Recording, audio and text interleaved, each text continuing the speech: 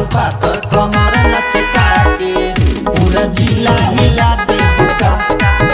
आपन पातर कमर लचका के पूरा जिला हिला देबुका।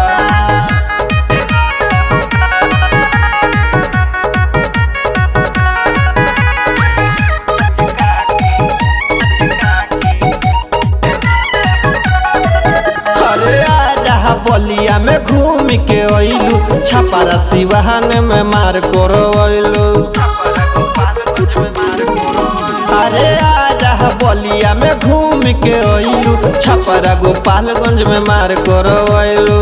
हमारी मुस्की तू पागल बना दे बुका। आपन पातर कमर लचका के आपन पातर कमर लचका के पूरा जिला हिला दे बुका। आपन पातर कमर लचका के पूरा जिला हिला देबुका।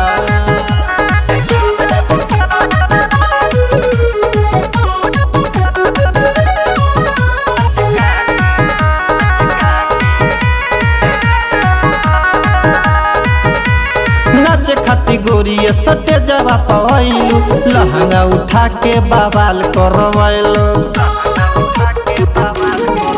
हरे नाचे खाती गोरिये सटे जवा पवैलू लहंगा उठा के बवाल करवैलू।